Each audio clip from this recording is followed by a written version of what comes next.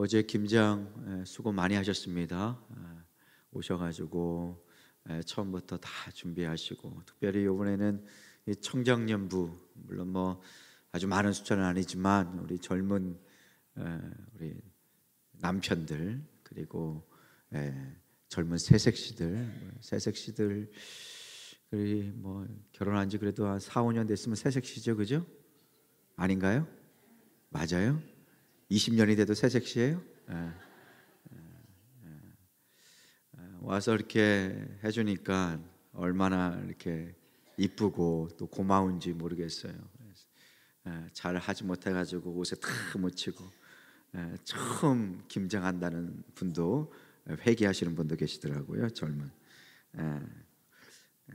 그리고 또 우리 교회 내에서 또 필요하신 분들 신방 가서 기도도 해주고, 뭐 얼마 되지 않은 양이지만 집에서 김장하기 힘드신 분들, 몸이 좀 아프신 분들 우리가 이렇게 김장해서 나눠주니까 얼마나 기쁘게 받으셨는지 몰라요.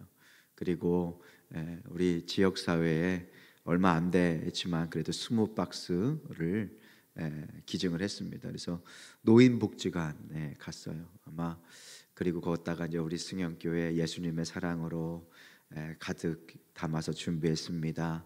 그래서 복음이 조금이라도 같이 흘러갈 수 있도록 했습니다.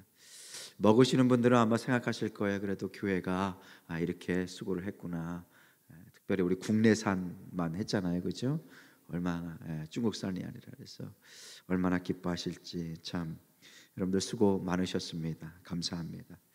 오늘 말씀에 보면 창세기 15장 말씀은 창세기에서도 아주 중요한 장입니다.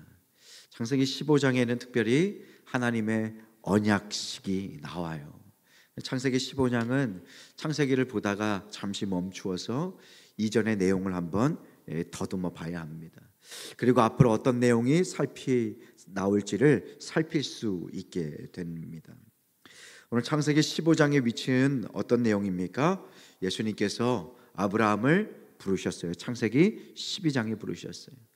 아브라함을 부르실 때는 어떤 역사적인 맥락을 통해서 부르셨습니까? 아담과 하와의 타락, 그리고 그의 후손들의 죄의 결과, 노아의 홍수의 사건, 그리고 그 뒤에 하나님께서 이 땅을 어떻게 구원하시는지, 구원의 역사가 출발하는 지점이 바로 창세기 12장입니다. 창세기 12장에서 한 사람을 부르세요. 하나님의 구원의 역사는 한 사람을 통해서 나타나는 거예요. 아브라함을 통해서 시작되는 것입니다. 그래서 아브라함을 부르셔서 본토 친척 아비집을 떠나라.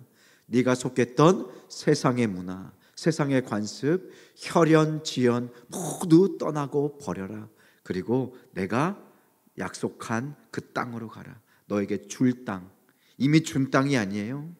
이미 이루어진 땅이 아니에요. 너에게 줄 땅으로 약속을 주시는 거예요. 창세기 12장 이후에 아브라함의 이야기가 쭉 진행됩니다. 아브라함을 창세기 12장에 부르시고 약속의 땅 가나안을 약속해 주세요. 그리고 아브라함은 그 약속을 믿고 떠납니다. 그리고 창세기 14장까지는 어떤 내용이 진행됩니까? 아브라함이 하나님의 약속을 그렇게 받자마자 애굽 가나안 땅으로 갔는데 기근이 닥쳐요. 그러니까 어디로 잽싸게 도망을 가요? 방금 얘기를 했죠. 애굽으로 도망을 갔어요. 애굽으로 도망갔어요. 근데 애굽에서 도망가서 아내를 누구라고 속였어요? 누이라고 속였잖아요.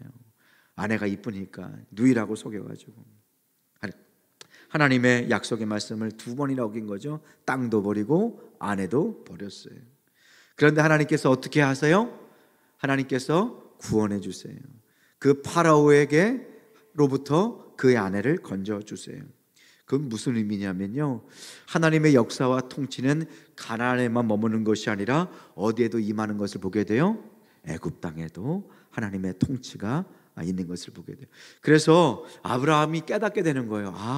우리 하나님은 내가 가나안에 있을 때만 나를 위해서 나를 이렇게 챙겨주시는 그 지역신, 토착신이 아니구나. 하나님은 만군의 여호와, 애굽 왕까지 다스리는, 애굽 땅까지 다스리는 하나님이시구나라는 걸 깨닫습니다. 무엇입니까? 여기에서 우리는 약속의 땅이라는 주제가 나오는 것을 보게 돼요. 아브라함에게 땅을 약속해 주셨고요, 그 땅에 대한 약속은 하나님께서 어떻게 다스리고 계시는지, 하나님의 통치의 영역이 어딘지를 알려주십니다. 뿐만 아니라 창세기 13장에 롯이 약속의 땅을 떠나요. 롯이 간 땅은 어디예요? 소돔과 고모라. 다시 한번, 소돔과 고모라로 가요. 약속의 땅을 떠나는 거예요. 그 다음에 창세기 14장에 기억이 나시죠?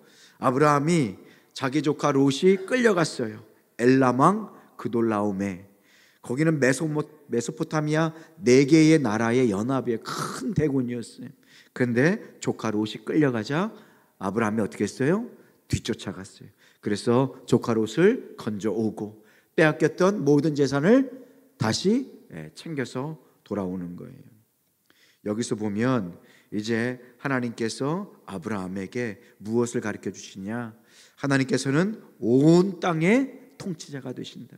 온 땅의 주인이 되신다. 하나님의 사람을 통해서 가는 곳곳마다 하나님의 살아계심을 나타내 주시는 것이에요. 그것이 바로 약속의 땅에 대한 주제입니다. 근데 창세기 15장에 또 무엇에 대한 약속이 나오냐면 약속의 자손에 대한 하나님의 말씀이 나와요. 땅에 대한 말씀, 또 자손에 대한 말씀. 그래서 16장 이후부터는 하갈과 이스마엘이 16장에 나와요. 그리고 17장에서부터는 누가 나올까요? 이삭이 나오는 거예요. 약속의 자손이라는 주제가 나오는 거예요. 그래서 창세기 15장의 말씀을 보면요, 약속의 땅이라는 주제. 아브라함이 애굽 땅에 갔더니 애굽 땅도 다스리는 하나님, 그리고 롯이 약속의 땅을 떠나서 그렇게 하나님의 약속의 말씀을 등지고 소돔과 고모라로 갔어요. 저주의 땅, 멸망의 땅으로 갔어요. 심판을 당했죠. 그럼에도 불구하고 아브라함은 그 조카 롯을 구하기 위해서 그 메소포타미아 왕들을 뒤쫓아갔어요. 하나님의 통치의 영역이 확장이 되는 것이죠. 그리고 약속의 자손이라는 것이 나와요. 여기 창세기 15장에는 이제 하나님께서 아브라함에게 다시 한번 약속의 자손에 대해서 언약을 해주시는 것을 보게 돼요. 밖으로 한번 나가봐라. 하늘의 별을 봐라. 하늘의 별을 보니까 어떻게 해요? 쏟아져요. 셀 수가 없어요. 너의 자손이 이 별들과 같이 되리라 약속해 주는 거예요. 그런데 이 창세기 15장에 있는 이 땅과 약속의 자손의 말씀은요, 신약에서까지 쭉 이어서 가는 거예요.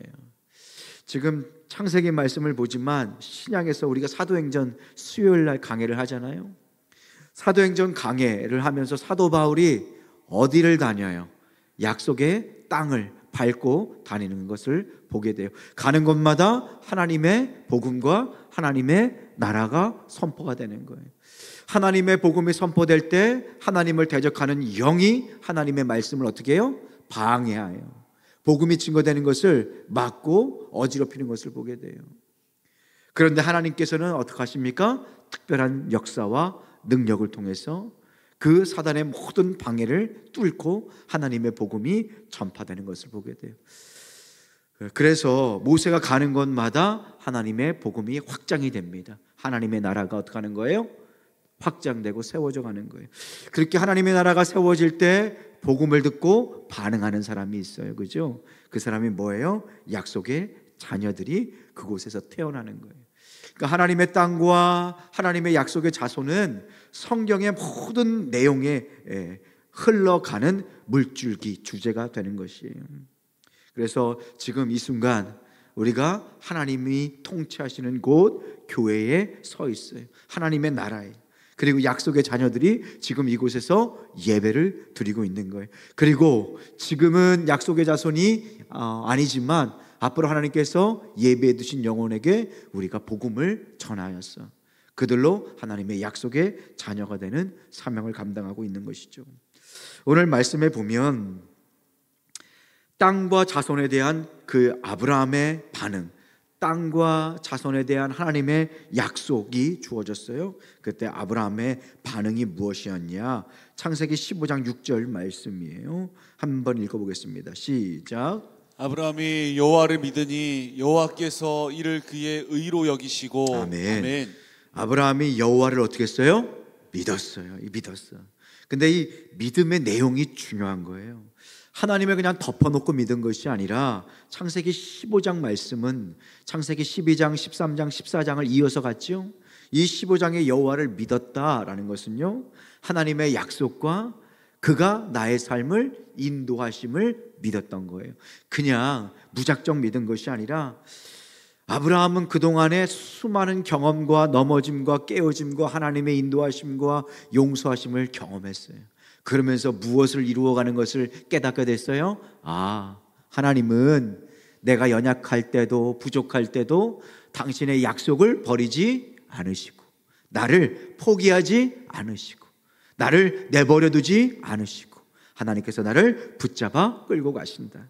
이 여호와를 믿었다. 하나님을 신뢰했다는 거예요. 하나님을 온전히 의뢰했다는 거예요. 그래서 이 말씀 여호와를 믿으니 이를 그의 의로 여기셨다라는 것은요, 아브라함의 이 믿음은 공로가 될 수 없어요. 내가 믿었으니까 하나님께서 나에게 의를 주세요 라고 할 수가 없어요. 왜요? 이 믿음은 나의 연약함과 부족함 가운데서도 누가 나의 생명의 주권자가 되시고 언약의 인도자가 되셨어요? 하나님이 되셨어요. 그러니까 이 믿음이라는 것은 자기 포기의 선언인 것이. 그래서 참된 믿음은 무엇이냐? 바울이 이렇게 이야기하잖아요. 로마서하고 갈라디아에서 어떻게 얘기하냐면 아브라함이 여호와를 믿었다라고 할 때 믿음으로 의롭게 됐다. 다른 것이 다 필요 없다.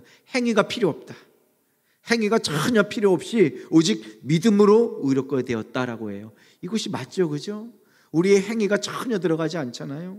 그런데 야고보는요 다르게 얘기하는 것을 보게 돼요. 야고보서 2장 22절 24절 말씀해 보니까 이렇게 이야기합니다. 눈으로 한번 잘 보세요. 그대가 보는 대로 믿음이 그의 행함과 함께 작용한 것입니다. 아브라함에 대해서 얘기하는 거예요. 그러므로 행함으로 믿음이 완전하게 되었습니다. 그래서 아브라함이 하나님을 믿으니 하나님께서 그것을 아브라함의 의로 여기셨다라고 한 성경 말씀이 이루어졌고, 또 사람들이 그를 하나님의 친구라고 불렀습니다.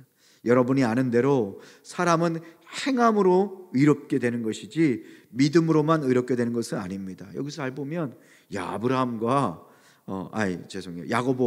바울이 서로 싸우는 것처럼 보여요.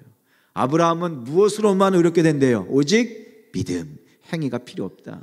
그런데 야고보에는 뭐라 그래요? 행함이 있는 믿음이 필요하다는 거잖아요. 근데 야고보하고 바울이 여기서 의견이 충돌이 되는 것 같지만 서로 충돌이 되지 않아요. 사도 바울이 말한 이 믿음, 오직 믿음이라는 것은요, 어떤 믿음이냐면 나의 행위와 나의 의로운 행동, 나의 모든 의지가 나의 구원에 어떤 요소도 포함될 수 없다. 근원이 될 수 없다. 그러니까 자기 포기의 선언인 것이. 야고보가 말하는 행위도 마찬가지예요. 야고보가 말하는 이 행위도 하나님의 벗이라고 불렸잖아요. 아브라함이. 이 벗이 무엇이냐? 하나님과 동행하는 믿음을 의미하는 거예요. 그래서 그러면 이 야고보가 말하는 그 믿음, 그리고 이 바울이 말하는 믿음이 무엇인지를 오늘 시간 짧게 한번 살펴보고자 합니다. 믿음과 행함의 관계가 무엇이냐? 첫 번째, 하나님은 아브라함의 믿음에 대해서 그 결과를 책임져 주십니다. 하나님은 우리의 믿음에 대해서 책임져 주시는 분이세요. 창세기 15장 1절 말씀에 보니까 이후에 여호와의 말씀이 환상 중에 누구에게 임했어요? 아브라함에게 임하여 이르시되 아브라함아 두려워하지 말라. 나는 내 방패요 너의 지극히 큰 뭐라고 말씀하세요? 상급이다. 아브라함이 믿음으로 하나님 앞에 반응했거든요. 그게 뭐냐면 메소포타미아 연합군을 물리치고 온 큰 재산을 가지고 왔어요. 이 재산을 아브라함이 가질 수 있었어요. 왜요? 전쟁에서 승리했기 때문에. 그런데 이 아브라함이 이 재산, 이 큰 전리품을 자기 거로 하지 않아요. 자기 거로 안 하고 누구에게 줍니까? 소돔과 고모라의 왕에게 줘요. 그러면서 하는 말이 뭐냐면 내가 네 거 이거 하나도 안 챙긴다. 왜 그러냐? 네가 나로 부요하게 했다라는 말 듣고 싶지 않다. 나를 살게 하고 나에게 재물을 주시는 분은 하나님이시다. 나는 그렇게 살지 않겠다라고 모든 그 어마어마한 재산을, 물질을 다 줘버려요. 그리고 이 아브라함은 엄청난 믿음의 행동을 한 거거든요.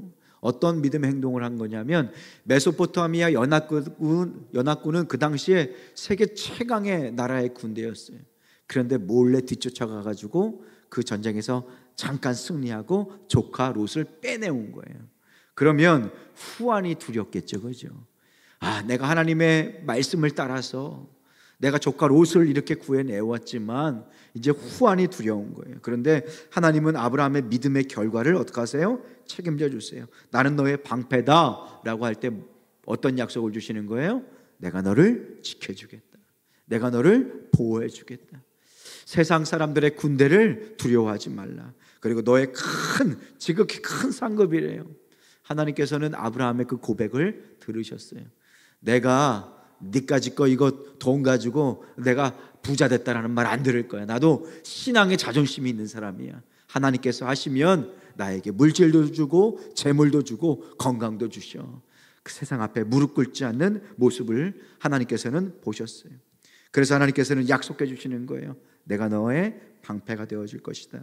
너의 지극히 큰 무엇이 된다고요? 상급이 될 것이다. 여러분들의 믿음의 고백을 하나님께서 들으시는 줄로 믿으시길 바랍니다. 여러분들의 믿음의 고백을, 믿음의 선포를 하셨으면 좋겠어요. 하나님께서 책임져 주시는 거예요. 너의 지극히 큰 방패다. 메소포타미아 수많은 강대국 두려워하지 말라. 네가 순종하였으니까 내가 너를 지켜주겠다 라고 약속해 주는 거예요. 나는 너의 지극히 큰 상급이다 말씀하세요. 올 한 해 동안 수고하고 애쓴 우리 모든 믿음의 일꾼들이 여기 모여 계십니다.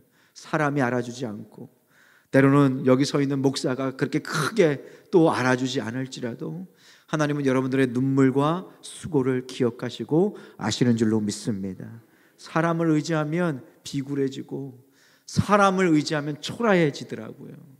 여기 있는 목사도 그럴지인데 여러분들은 얼마나 더 그렇게 힘들고 어려운 믿음의 싸움을 싸우셔야 하겠습니까?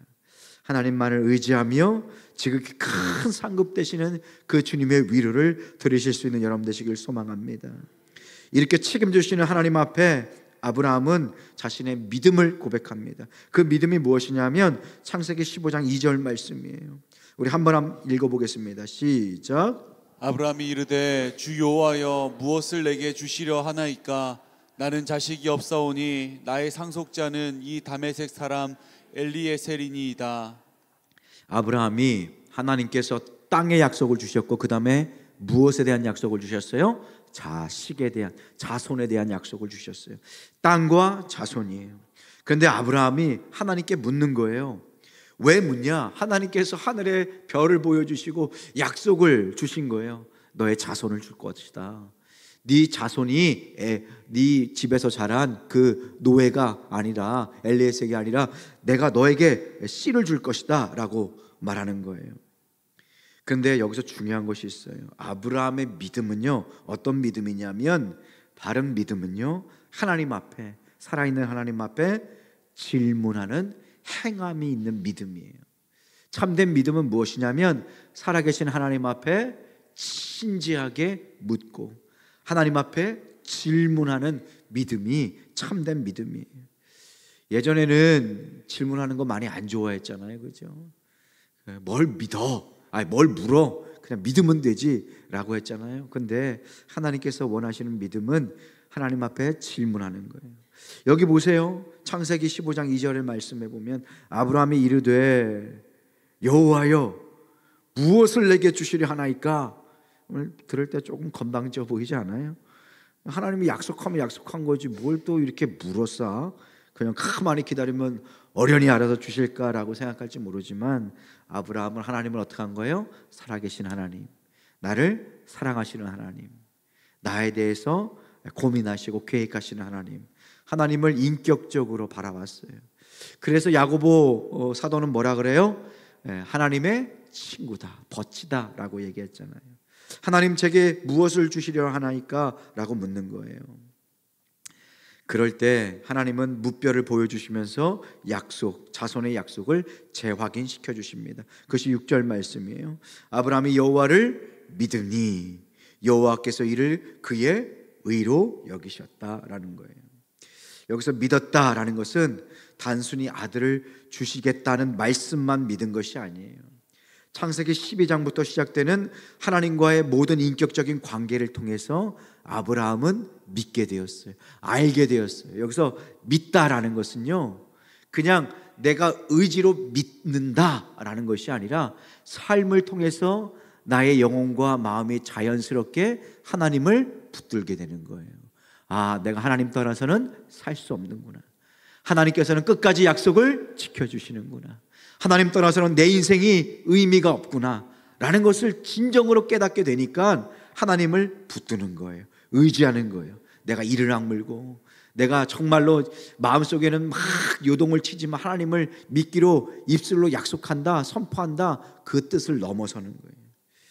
여기서 보면 그러한 바른 믿음 가운데 아브라함은 하나님께 무엇을 합니까? 질문하는 것을 보게 돼요.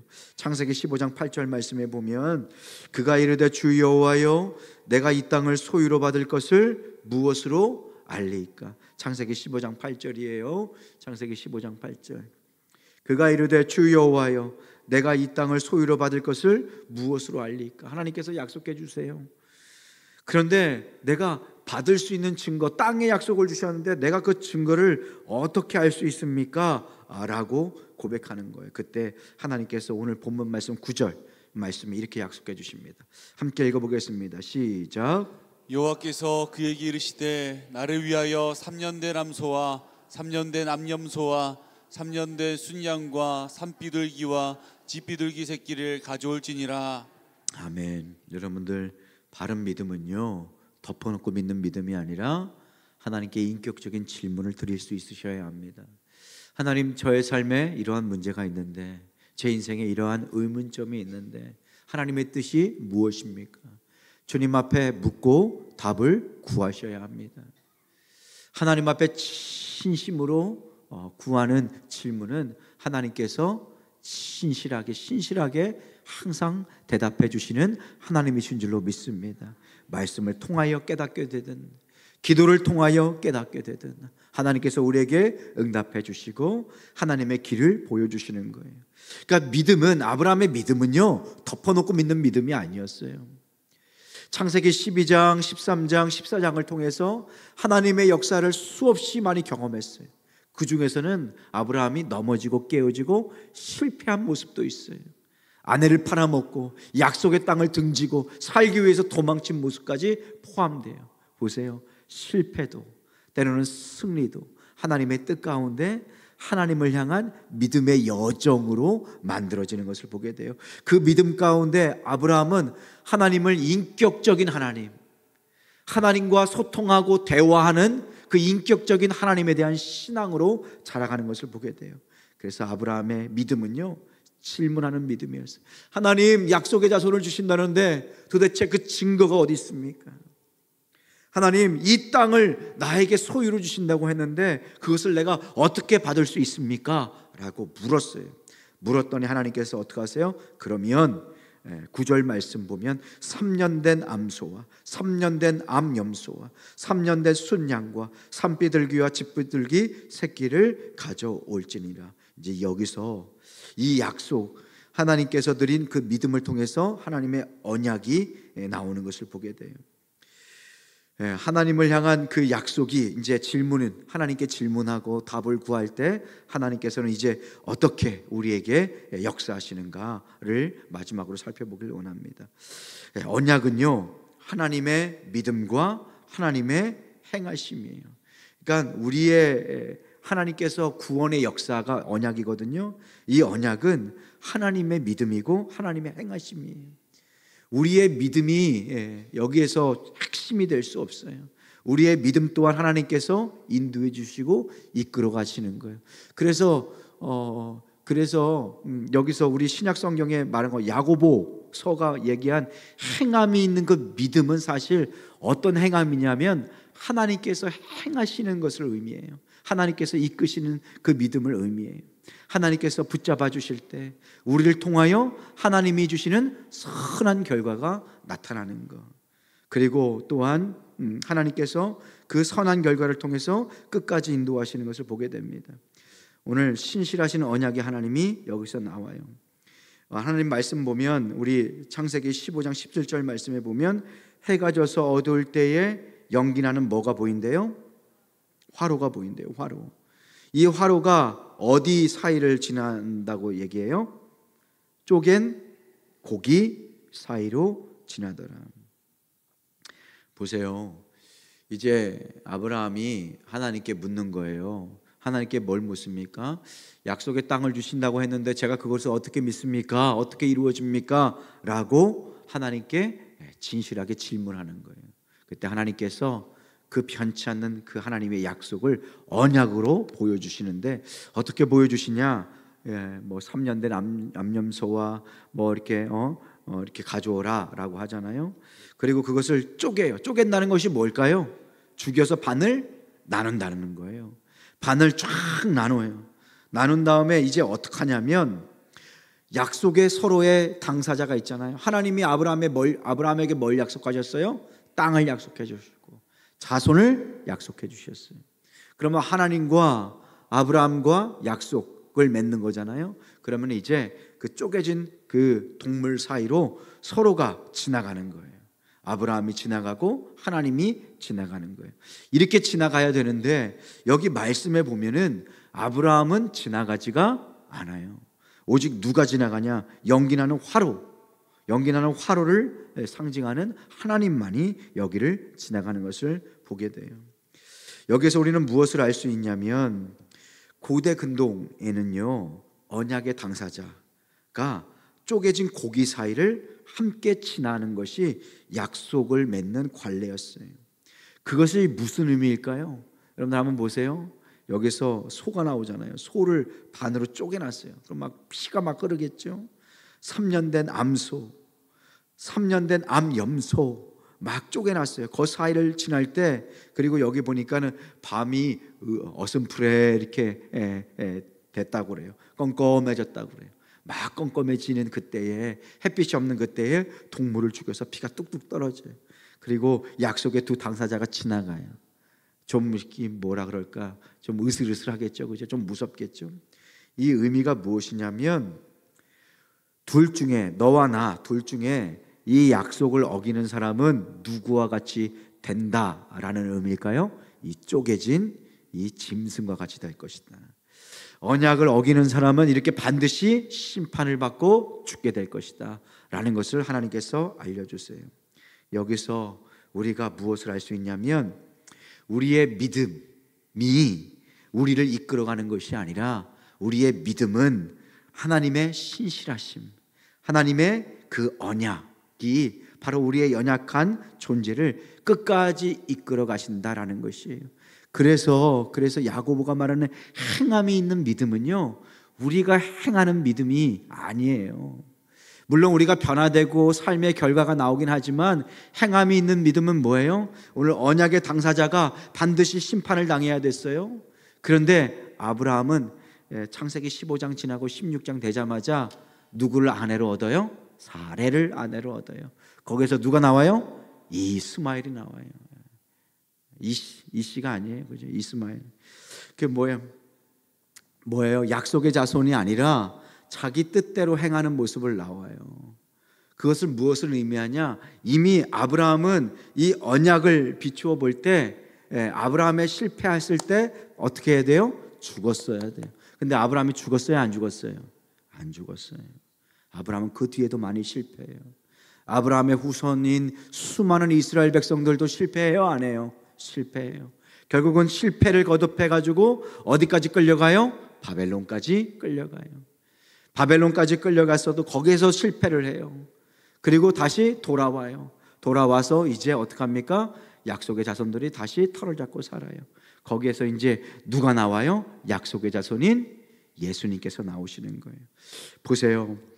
이 언약에 실패했을 때 아브라함은 반드시 죽었어야 돼요. 아브라함의 자손도 죽었어야 돼요. 하나님의 말씀에 비추어 보면 우리도 하나님의 말씀 앞에 어떻게 됐어야 돼요? 죽었어야 돼요. 소망이 없어야 돼요. 그런데 이 쪼개진 동물 사이로 누구만 지나가셨어요? 하나님만 지나가셨어요. 언약을 누가 책임져 주시는 거예요? 하나님이 책임져 주시는 거예요. 그래서 의인은 오직 믿음으로 말미암아 살리라. 이 믿음은 어떤 믿음이에요? 하나님께서 하신 그 신실하심을 말하는 거예요. 이 믿음은 나를 믿는 것이 아니라 누굴 믿는 거예요? 하나님 아버지를 믿는 거예요. 그래서 여기서 나오는 것은 어떤 의미냐? 창세기 15장 17절에 쪼개는 횃불 사이로 이렇게 지나가요. 그 불이 지나가요. 그것은 무엇이냐? 이 언약은 우리가 지킬 수 있는 것이 아니라 하나님께서 끝까지 언약에 신실하신 하나님께서 이끌어 가시는 것입니다.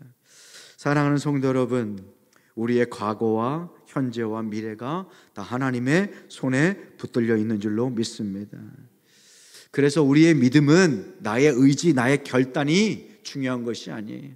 내가 하나님께 붙들려 있느냐, 내가 하나님을 끝까지 신뢰하느냐, 하나님을 의지하느냐입니다. 우리의 모습을 보면 소망이 없습니다. 우리의 모습을 보면 희망이 없어요. 그러나 우리를 통하여 우리의 실패보다 더 큰 사랑으로 우리를 이끌어 가실 그 하나님의 손길 안에서 우리가 온전하게 빚어지고 구원의 아름다운 하나님의 영광을 드러나게 될 줄로 믿습니다. 한 해를 오늘 마무리하면서 하나님 앞에 엎드리셨으면 좋겠어요. 특별히 올 한 해 후회도 많을 거고요, 아마 정말 바꾸고 싶은 내용의 기록들도 있을 거예요.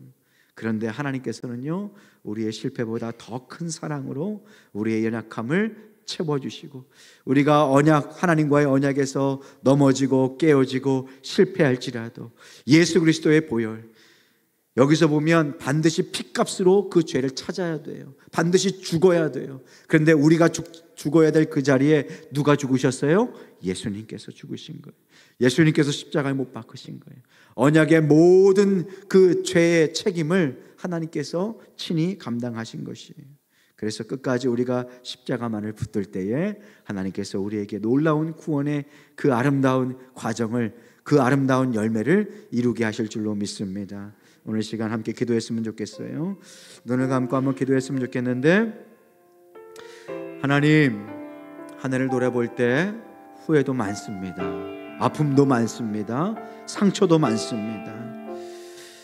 때로는 하나님이 희미하게 느껴져서 우리의 입술로 하나님을 부정하는 죄도 지을 때가 있었습니다. 그러나 언약에 신실하신 하나님께서 쪼갠 그 고기 사이로 지나가셔서 우리가 연약함에도 부족함에도 우리의 죄악 속에서도 하나님께서 예수 그리스도의 보혈을 통해서 우리를 끝까지 인도하여 주시는 줄로 믿습니다. 우리 지금 함께 기도합시다. 우리의 연약함을 주님 앞에 고백하며 십자가만을 붙들기 원합니다. 그 십자가를 통하여 올 한 해도 예수로 아름다운 열매, 예수님으로 승리하는 우리의 삶 살게 하여 주옵소서. 주님 한번 부르고 기도합시다. 주여, 하나님,